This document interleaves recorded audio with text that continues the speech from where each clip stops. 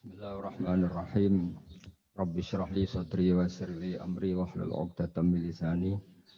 Allahumma shalli wa sallim ala habibika Mustafa ka Muhammadin wa ala alihi wa sahbihi asma'in nama ba'du.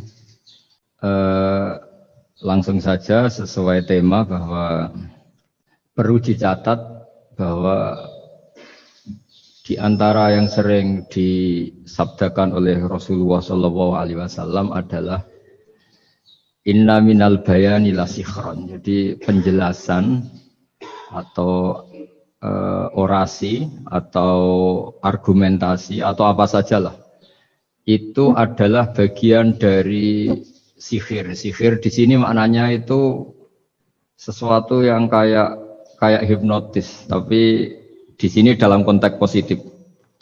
Dulu ketika periode Rasulullah Muhammad SAW itu pertarungan hak dan batil itu diolah pikir yang diterjemahkan oleh artikulatif atau sistem verbal.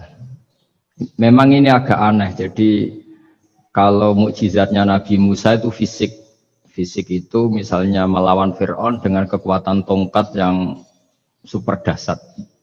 Sehingga Laut Merah dipukul sama tongkatnya Fir'aun, kemudian tongkatnya Nabi Musa, kemudian bisa membelah jadi jalan, Fir'aun tenggelam. Begitu juga nabi-nabi yang lain, ada kekuatan fisik yang bisa dilihat sebagai mukjizat. Tapi ketika Nabi Muhammad SAW jadi nabi, itu pertarungannya itu ke sistem rasional. Dan yang enggak rasional itu dijelaskan dengan satu penjelasan yang seakan-akan rasional. Ini yang agak jelimet. Sehingga ada walatat bisul haqqan bil batil. Jangan menyampur adukkan hak dengan batil. Saya beri beberapa contoh kejadian.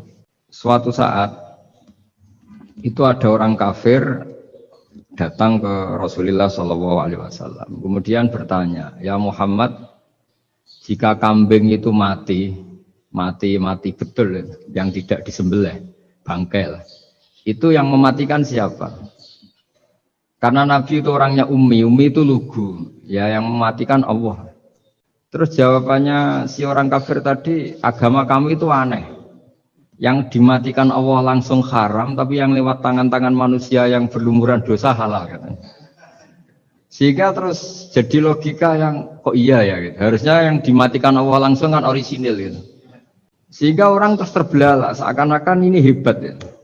Dan resikonya Nabi Habib Fikri, resikonya itu enggak boleh fahisan mutafahisan. Corong Jawa Nabi ora oleh cangkem elek, itu resiko. Andai kan Nabi boleh cangkem elek enak, nak halal ya pangan kon. Kalau itu baik ya silahkan makan ya. Tapi masalahnya Nabi tidak boleh seperti itu. Andai kan tidak Nabi kan gampang, ya sudah kalau halal ya silahkan makan. Masalahnya Nabi tidak boleh apa? Nggak boleh berbicara kasar, nggak boleh berbicara buruk. Terus ada lagi beberapa kejadian yang seperti itu, yaitu masyhur suatu saat Sayyidina Ali didatangi seorang kafir juga Yahudi. Ali, kakimu angkat satu, diangkat sama Sayyidina Ali. Angkat dua-duanya, ya udah bisa. Gitu kok temanmu, maksudnya Nabi Muhammad mengklaim bisa naik langit, gitu aja kamu udah bisa. Jadi selalu pakai olah kata. Yang ketiga misalnya Muhammad, kita ini punya urusan banyak, punya problem banyak. Dan Tuhan itu dianggap penyelesai problem, halul muskilat, yang bisa menyelesaikan problem. Pertanyaannya, kalau problem kita banyak, Tuhannya satu tidak cukup Muhammad. Kalau problemnya banyak, ya Tuhannya harus banyak. Sehingga ketika Nabi membawa tauhid, protes mereka, komplain mereka, aja'alal alihata ilahau wahida inna hadza la syai'un ujab. Masa Tuhan satu, wong problemnya banyak, urusannya banyak. Kalau urusannya banyak, itu hanya harus banyak. Nah, karena olah pikiran seperti ini, sebetulnya bukan olah pikiran ini, hakikatnya olah kata, karena ini tidak mewakili hakikat.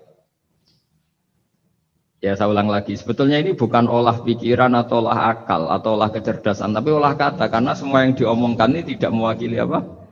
Hakikat. Tapi faktanya itu terjadi.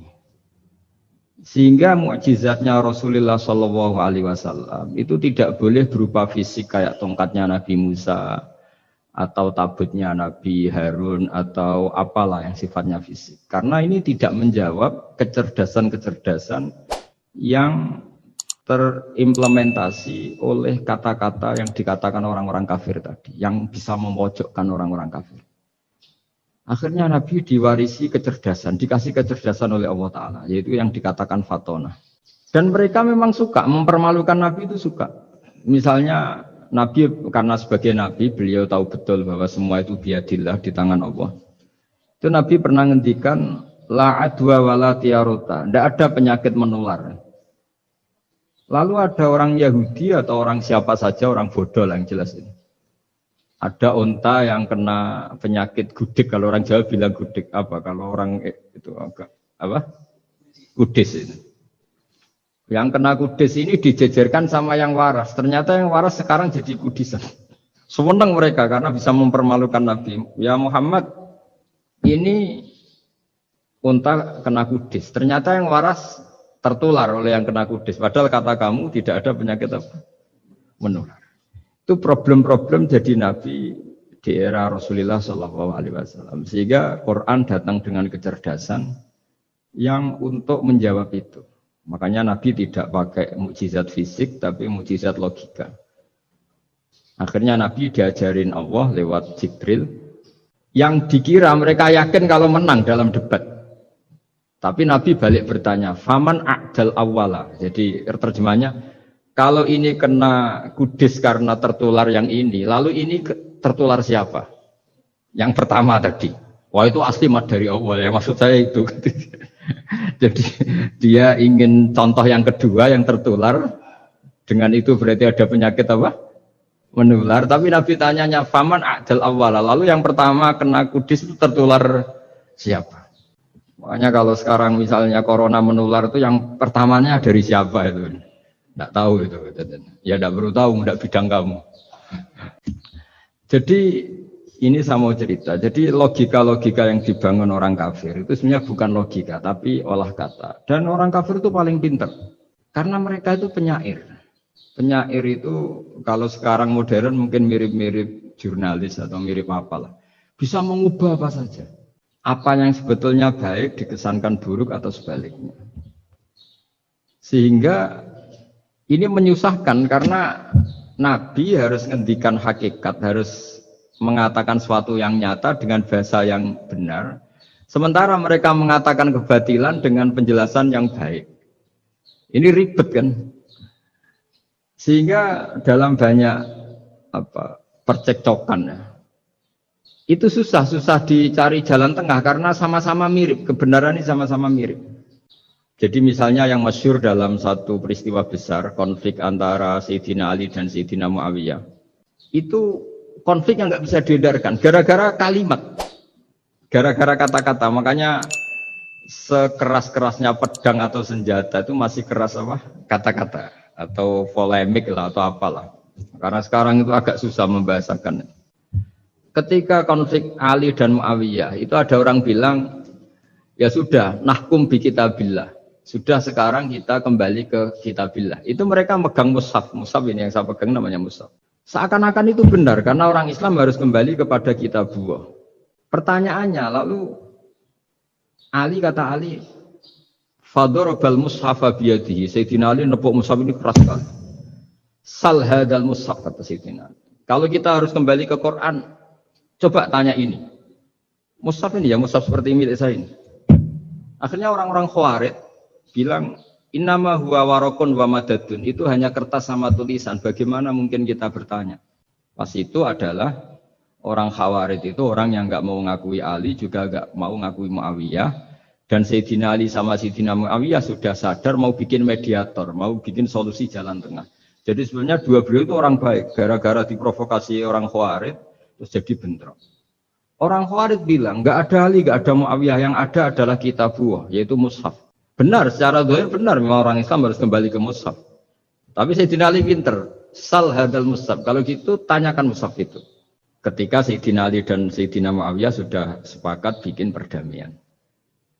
Akhirnya singkat cerita, Innama huwa raqun wa wadadun, kata orang-orang Khawarij itu hanya kertas dan pena. Kenapa bisa disuruh atau diminta jawaban? Terus kata Sidina Ali, enggak bisa toh kamu tanya Mus'ab, ya enggak bisa. Makanya tanya saya katanya. Akhirnya Sidina Ali memberi penjelasan, wa in khiftum shiqaqa bainihima fab'asu hakamam min ahli wa hakamam min ahliha. Jika dua mempelai suami istri itu mengalami konflik, di mana-mana orang konflik orang ini serasa senang nek. Kita kalau sedang marah, semuanya lah kalau sedang marah sama istri itu orang ini serasa senang. Jadi sing ganteng ora ketok gantengnya. Ketok elek etok. Sehingga kalau ngomongi anaknya, dasar nakal kok bapaknya gitu. Bapaknya gitu, nanti dasar cerewet kayak ibuke. Makanya alhamdulillah banyak anak kita yang mewarisi nakalnya bapaknya dan nakalnya ibunya. Karena sabdonya mesti seperti itu. Jadi anak kita ini korban cara ngomong kita. Maka kita tidak wali itu harus syukur. Karena omongannya nggak mandi. Itu kalau kita wali, itu anak kita jadi orang buruk semua. Karena kita ngomong dasar goblok kayak ibu Dari ibu dasar nakal kayak bapak Berarti anak kita punya status goblok dan nakal. Tapi alhamdulillah yang ngomong itu tidak wali. Sehingga diabaikan saja sama Allah. Gak penting. Ngomongannya orang tidak wali itu tidak penting. Makanya ndak wali itu tetap punya sisi positif. Kalau ngomong ndak ngefek. Tapi kalau wali itu direspon sama Allah. Langsung ya. Tapi kalau wali ya ndak ngomong gitu. Jadi kalau orang nggak suka itu nggak boleh ketemu. Karena tambah benci. Sehingga butuh mediator. Itu sudah, ini termasuk ilmu psikologi Quran. Kalau orang sedang ndak cocok itu nggak boleh ketemu. Pakai apa? Mediator. Jika suami istri sedang konflik, itu sebaiknya, seharusnya atau sayugjanya itu kirim mediator. Fab'atsu hakamam min ahli wa hakamam min ahliha. Iyurida islaha yuwaffiqillahu bainahuma. Terus kata Sidina Ali, wa amru ummati Muhammad a'zamu min amri rajulin wa imra'atin. Dan urusan umat Muhammad yang kita sedang konflik dengan kekuatan besar dan bisa pertumpahan darah, itu lebih ngeri timbang urusan suami dan istri. Itu saja solusinya mediator. Artinya sesepele itu urusan pribadi saja Allah menyuruh ada mediator. Apalagi urusan kita yang lebih dahsyat. Akhirnya mereka ngakui cara istimbat, cara ngambil kesimpulan Sidina. Jadi ini masalah-masalah yang orang bilang seakan-akan benar. Sudah kita kembali ke Quran, kembali ke Quran. Quran yang mana? Wong kamu tidak paham. Lama-lama tanyanya cetakan mana ini? Ribet kan? Makanya saya ini bikin gerakan besar-besaran. Yang dulu saya ngaji tafsir lama sekali dengan Mbah Mun. Ngaji sama bapak saya, sekarang alhamdulillah sering diskusi sama Pak Quraisyah. Karena kita ini butuh, dan saya punya teman akrab Gus Zofur juga dokter tafsir. Ya, kalau kamu ingin tak sebut ya temannya teman kalian semua. Untuk mengkaji apa? Tafsir. Itu memang kita butuh. Karena Quran itu teks. Teks itu harus difahami ahlinya. Karena tapi ketika orang ngomong, ayo kita kembali kitab buah, kembali ke kitab buah, itu kembali yang apa? Terus tentang apa? Sehingga banyak orang yang entah saking angkuhnya, entah saking benarnya tidak tahu. Saya tidak mau kembali kepada Quran. Kenapa? Saya tidak pernah keluar, saya di situ. Kembali itu kan sudah keluar baru kembali. Itu entah saking angkuhnya, entah saking benarnya tidak tahu. Mau kamu katakan angkuh ya masuk akal. Saya tidak mau kembali. Saya tidak pernah keluar. Memang saya sudah di situ. Benar mana? Bisa jadi ya sudah ini itu wilayah yang nggak jelas. Tapi bahwa mukjizatnya Nabi itu menerangkan sesuatu yang kayak iya kayak enggak. Karena orang kafir itu pintar mengemas kebatilan sebagai kebenaran. Jadi enak zaman Nabi Musa ngadepi Fir'aun yang karuan salah. Nabi Muhammad itu enggak. Ngadepi satu komunitas yang mereka punya jargon yang seakan-akan benar. Misalnya Ka'bah. Ka'bah itu sakral, Baitullah. Orang kafir itu percaya keramatnya Ka'bah. Percaya. Sehingga mereka kalau bikin berhala itu harus dekat Ka'bah. Bentuk barokah Ka'bah. Gak kurang ajar gimana. Maka berhala-berhala itu paling banyak di dekat Ka'bah. Karena supaya apa? Dapat barokahnya Ka'bah. Ribet kan? kamu kafirkan tuh percaya barokah Ka'bah, tidak dikafirkan itu kurang ajar. Ka'bah kok jadi ruwet, ribet yang ngadepi. Itu susah memang ngadepi logika. Makanya kan apa ya, kayak kita ngerawat anak itu. Mau dilonggar nanti manja terus goblok, mau dikerasin nanti minggat, ribet kan. Jadi ngelola kebenaran itu tidak gampang. Lalu Nabi datang bil haqqil bayyin, dengan kebenaran yang nyata. Dimulailah dari surat diantaranya lam yakunil ladzina kafaru min ahlil kitab wal musyrikin munfakina hatta ta'tiyahumul bayyinah. Bayyinah itu siapa? Rasulun minallah yatlu suhufam mutahharah.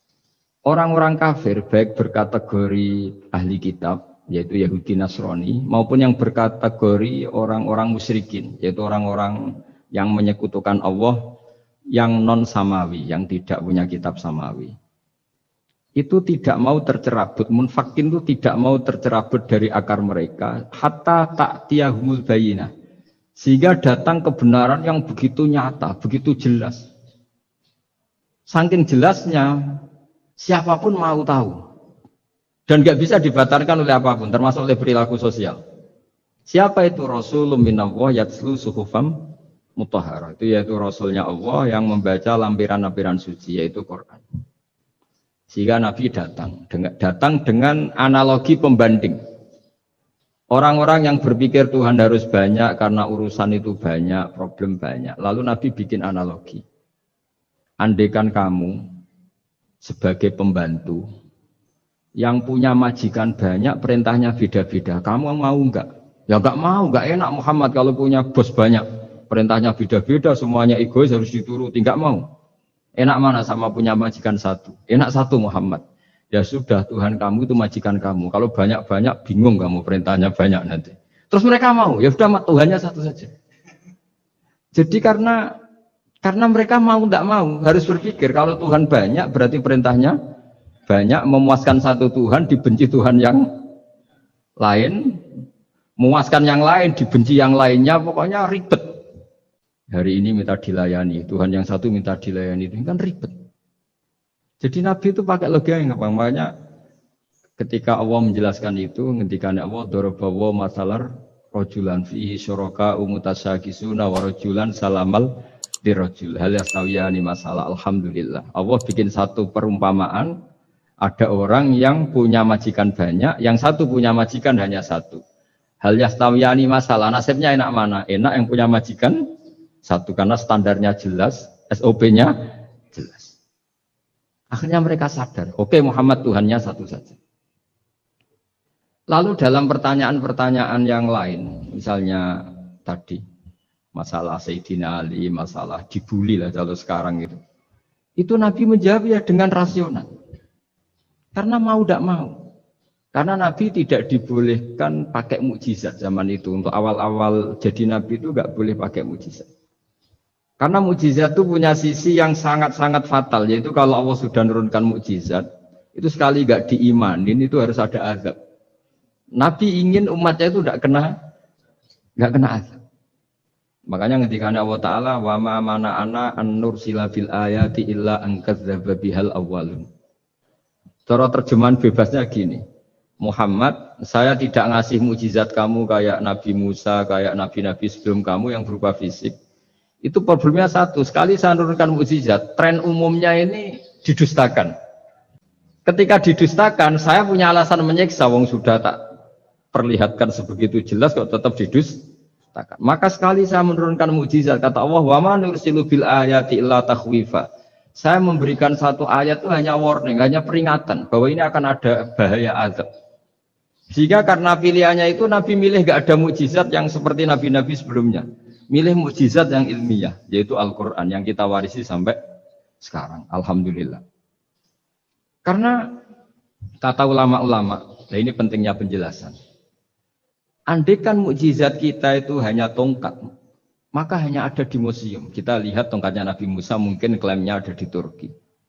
Mukjizat tabut kita lihat lagi di mana lah tempat di museum apa. Tapi kalau mukjizatnya Al-Quran, itu umatnya Nabi akan merasakan nikmatnya ila yaumil qiyamah. Misalnya kita dalam bersuami istri atau dalam berkeluarga atau dalam bermasyarakat. Itu Quran kalau nasihati kita gampang sekali. Misalnya wa ashiruhunna bil ma'ruf.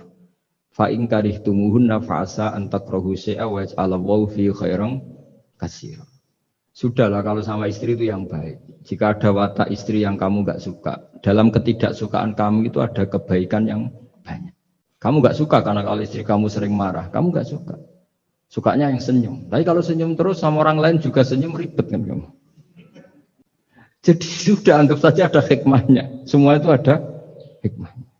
Kalau istri kamu marah tidak kelihatan marahnya, dipendam, itu enggak ekspresif. Cara akting sinetron enggak masuk itu.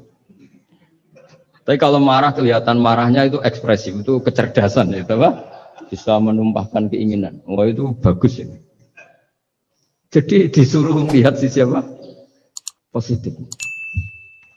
Imam Syafi'i itu pernah ketemu seseorang yang di depan beliau cium tangan hormat. Suatu saat dikasih tahu sama santrinya yang lain, orang yang mencium kamu wahai Imam Syafi'i itu di belakang ngerasani kamu, bully kamu. Kata Imam Syafi'i, baguslah. Kenapa? Berarti saya wibawa, di depan saya tidak berani. Jadi enteng. Beliau dikasih tahu, tetangga kamu banyak yang benci engkau ya Imam Syafi'i. Baguslah, tidak akan utang saya. Justru yang kenal-kenal itu yang utang-utang gitu. Jadi enteng terus. Jadi dunia ini dianggap gampang saja. Coba kalau istri kamu sedang rukun sama sedang marah itu murah mana? Murah marah. Kalau rukun minta ke mall. Jadi ulama dulu itu murah mana? Marah sama rukun. Kalau sedang harmonis minta kemana? Mahal kan? Kalau pas marah. Jadi ulama dulu itu lucu, apa ya? Gampang sekali nanggapin sesuatu itu. Imam Abu Hanifah itu kalau ketemu yang utang beliau itu dia yang sembunyi karena malu. Kalau kita kan enggak yang sembunyi yang utang. Kalau Abu Hanifah enggak. Yang sembunyi itu Abu Hanifah. Kasihan dia malu kalau ketemu saya kan masih punya utang saya. Itu kalau kamu ingin jadi wali itu gitu. Kalau ketemu yang utang kamu yang lari. Itu bisa bank tutup karena yang lari yang utangin. Dalam cerita-cerita wali itu unik-unik. Rabi'ah Adawiyah itu pernah kemalingan. Itu beliau sembunyi. Malingnya nyari apa dia sembunyi. Habis itu ditanya, kenapa engkau sembunyi? Sama lu sama malingnya. Karena rumah saya nggak ada yang bisa dimaling. Karena enggak punya kok. Jadi ini kalau berpikir rasional kan ada Habib Fikri bahasa rasional. Ini tak latih berpikir yang agak rasional.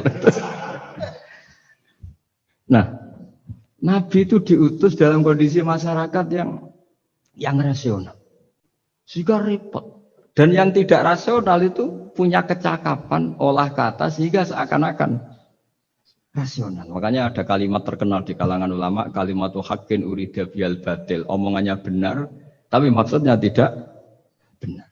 Kayak tadi la hukma illa lillah. Tidak ada hukum kecuali yang ada di Quran. Tidak ada hukum kecuali yang diturunkan Allah. Pertanyaannya, apa itu? Ya Quran. Lah iya apa? Makanya kata Sidin Ali, ya sudah, sal hadal mushaf. Tanya mushaf kamu. Wah ya tidak bisa, itu kan hanya kertas sama tulisan. Makanya tanya ulama, kata Sidin Ali. Nah Quran itu bal huwa ayatum bayinatun fi suduril ladzina utul ilm. Quran itu begitu jelas sebagai solusi tapi di hatinya orang yang punya ilmu. Sehingga kemudian lahir beberapa generasi tauhid. Yang paling masyhur dimulai tauhid itu yang masyhur ya, yaitu adalah ketika ada orang namanya Muhammad bin Jubair bin Mut'im. Itu bapaknya Muhammad ini namanya Jubair bin Mut'im. Itu dia orang kafir, masih kafir. Dia datang ke Madinah itu untuk negosiasi tawanan perang Badar. Dulu beberapa orang yang negosiasi sama Nabi itu ya nunggu di masjid. Singkat cerita, Nabi sholat maghrib baca surat Wattur wa kitabim mastur fi raqim mansur wal baitil ma'mur was-saqfu fil marfu wal bahril masyur. Terus dia dengerin sampai Allah tanya, am khuliqu min ghairi syai'in. Kalau kamu tidak ngakui saya sebagai Tuhan, kata Allah, Silahkan Anda berpikir bahwa alam raya ini dimulai dari ketiadaan.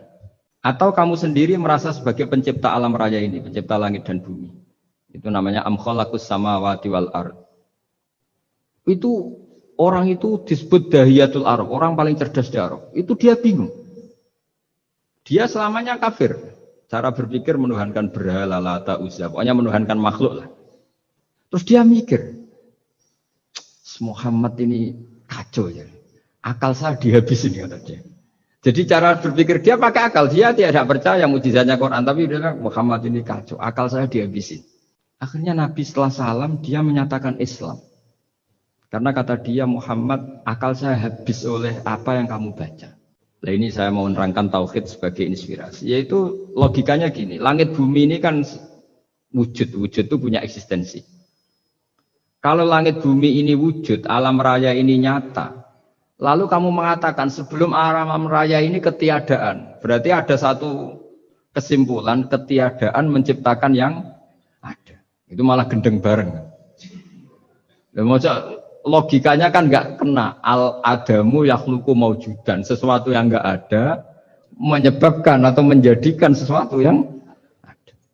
Akhirnya padahal pertanyaannya tadi gitu, ya sudah kalau kamu nggak percaya saya sebagai Tuhan, sebagai pencipta awal, sudah ada usah Tuhan-Tuhanan.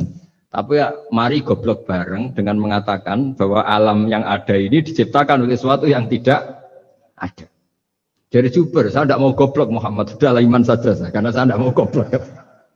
Jadi agama ini datang dengan keceriaan berpikir. Sehingga Ibnu Hajar al-Asqalani mengatakan hadatin ja'a bil iltizat al-aqli. Agama ini datang dengan kenyamanan berpikir. Coba kalau Anda seorang profesor atau seorang doktor atau seorang ilmuwan.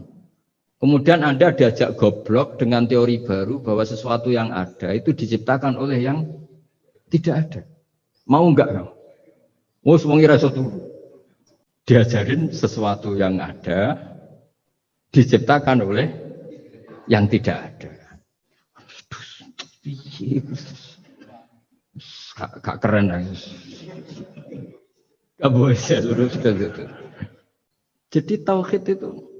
Nah, kemudian lahir ulama-ulama baru yang cara ngarang sama. Ini kitab yang dulu saya ngaji sama Syekhina Kiai Maimun Zubair Mbah Mun.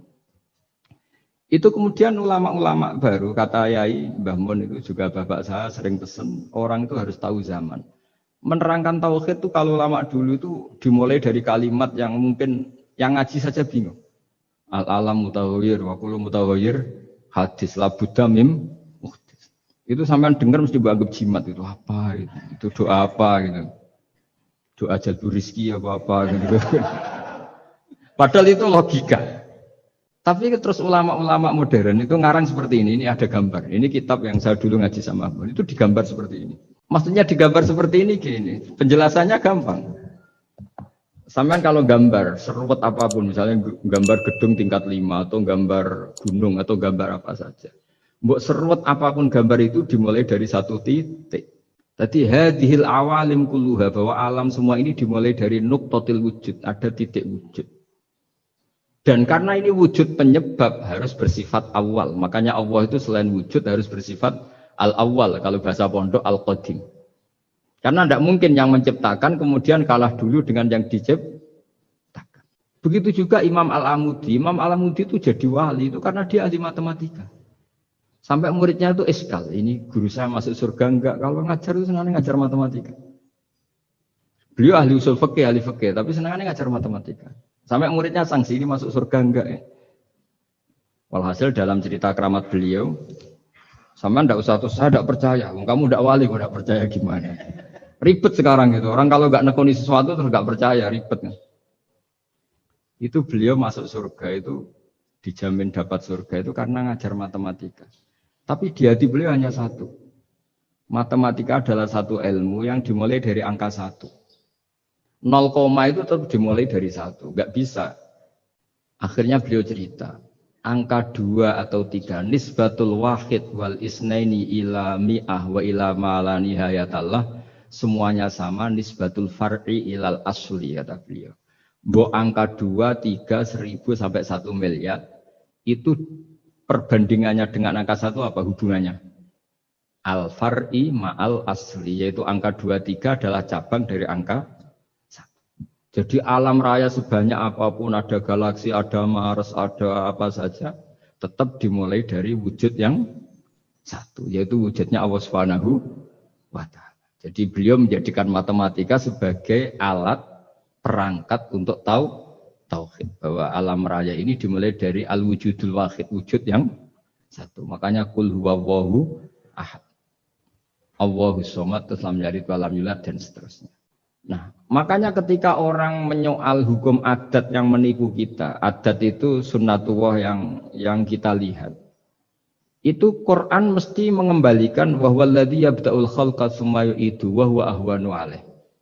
Sebagian di surat Yasin diterangkan ansa'aha awwala marrah. Ketika kita lama sekali, namanya manusia itu lahir dari seorang bapak dan ibu, ini lama sekali. Yang namanya telur itu lama sekali lahir dari ayam, keluar dari ayam. Yang namanya pohon besar itu mesti dari biji yang kecil. Karena lama itu terjadi, seakan-akan kita ngomong, kita berkeyakinan, tahu-tahu ada pohon besar itu mukhal. Tahu-tahu ada manusia ini mukhal. Makanya ketika ada figur yang bernama Isa bin Maryam, itu orang kafir Yahudi itu menolak. Bagaimana mungkin ada manusia tanpa bapak? Oke, itu menyalahi prosedur lazim, protap lazim. Tapi kata Allah gimana? Inna masalah Isa indallahi kamasali Adam. Kalau Isa mohal karena tanpa bapak, harusnya Adam lebih mohal karena tanpa bapak, tanpa ibu. Jadi artinya apa? Allah tetap mengingatkan bahwa kudroh saya yang pertama itu menjadikan semuanya mungkin tanpa perangkat adat. Maka kitab ini yang saya baca ini, milik Said Hussein Afandi ini, itu menjelaskan bahwa hukum adat itu menipu. Saya ulang lagi, hukum adat itu menipu. Ketika ayam mengeluarkan telur, telur kemudian menjadi ayam lagi. Terus kita berdebat, telur sama ayam dulu mana? Menurut Anda milih mana? Milih apa? Telur. Kalau ini, yang kubu sebelah ini.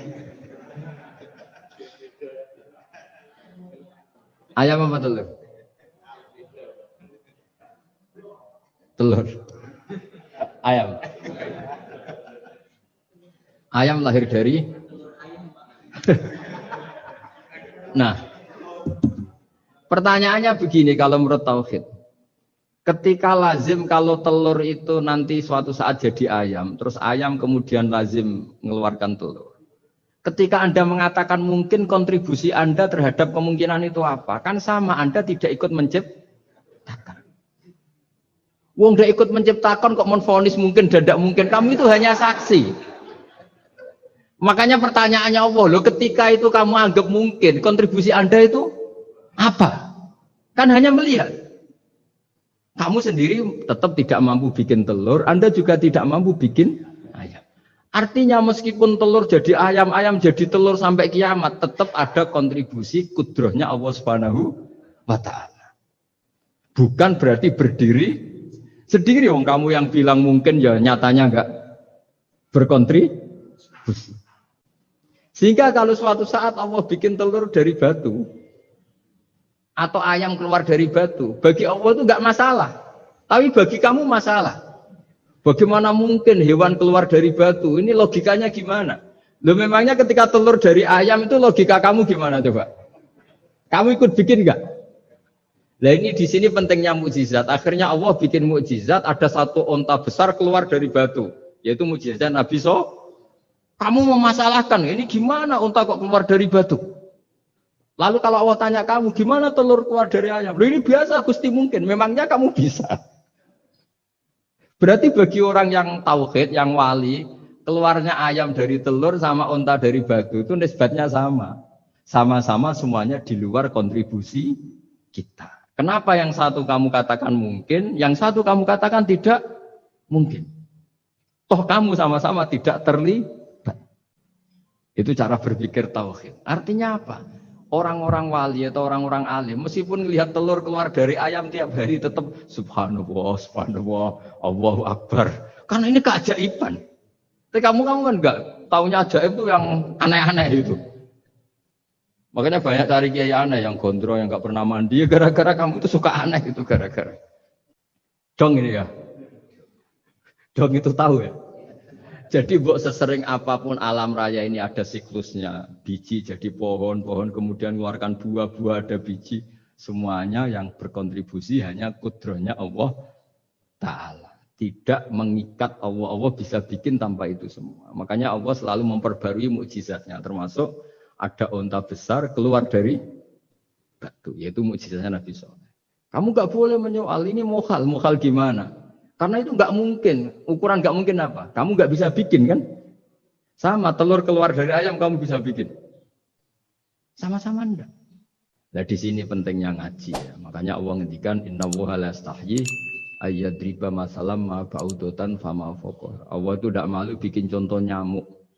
Karena nyamuk ini mukjizat yang besar. Sudah hewannya kecil, di situ ada ususnya. Ususnya ada uratnya. Coba kalau kamu bikin nyamuk. Kalau yang santri agak nakal itu ya ada kelaminnya, ada uratnya. Coba jenengan bayangkan nyamuk kecil kan? Itu ada uratnya enggak? Ada ususnya ada uratnya.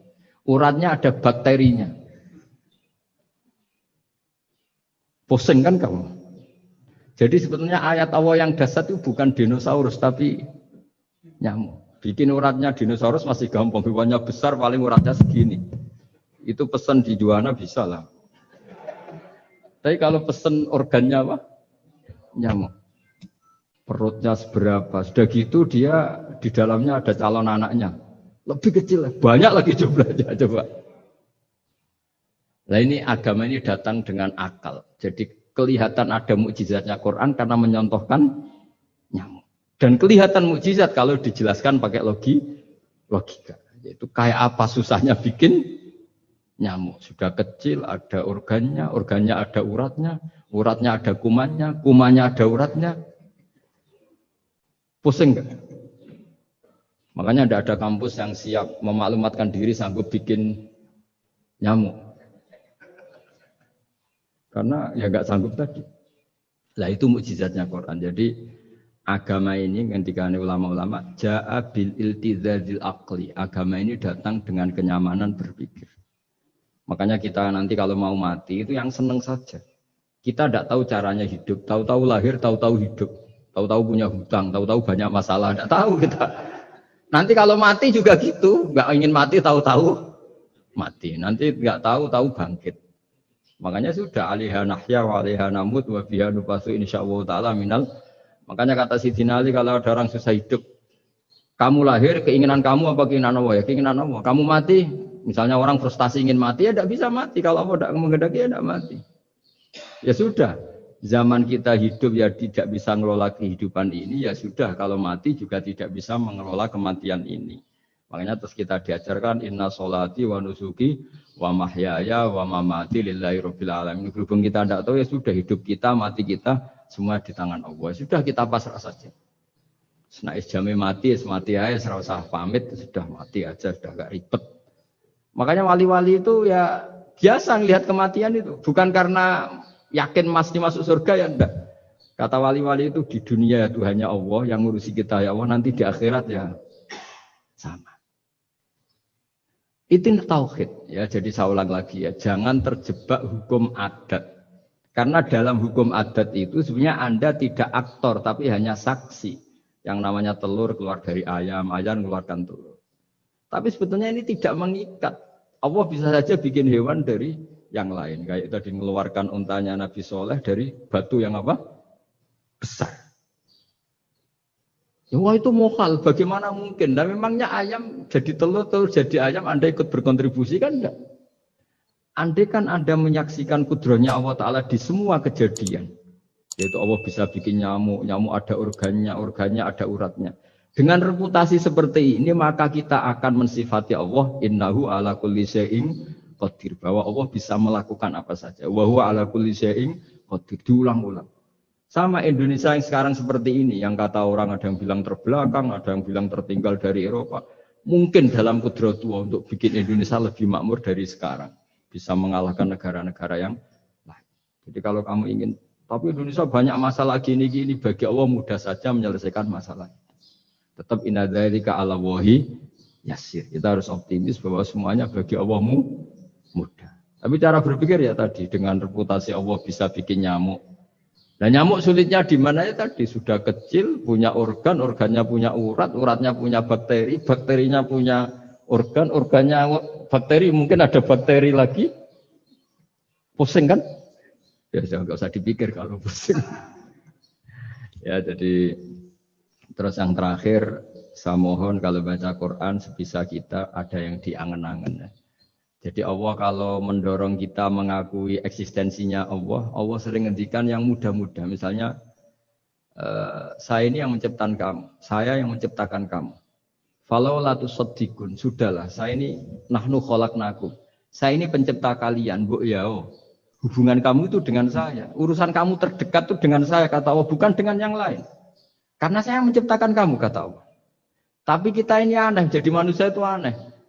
Dengan zat yang menciptakan kita tidak punya urusan, dengan yang tidak terkait dengan kita punya urusan. Itu kan aneh. Dan Allah kalau menerangkan itu gampang. Terus bagi manusia yang kumoluhur, yang angkuh, seakan-akan bisa menentukan segalanya. Falaula in kuntum ghairu madinin tarji'unaha in kuntum shadiqin. Kalau kamu orang hebat, Bu ya, ketika nyawa kamu mau keluar tuh kamu tahan supaya kamu nggak jadi mati. Nggak keren kan orang hebat kok mati katanya. Kamu sombongnya kayak gitu, seakan-akan bisa ngatur dunia, menaklukkan dunia. Ternyata kamu mati. Harusnya nggak usah mati dong. Kata Allah, falaula in kuntum ghairu madinin tarji'unaha in kuntum shadiqin. Makanya falaula idza balaghatil khulqum wa antum khina idin Bu ya orang-orang yang keren, yang merasa hebat, yang biasa ngatur dunia, Bu ya ketika mati itu jangan mau. Ya ini sensitif wilayah.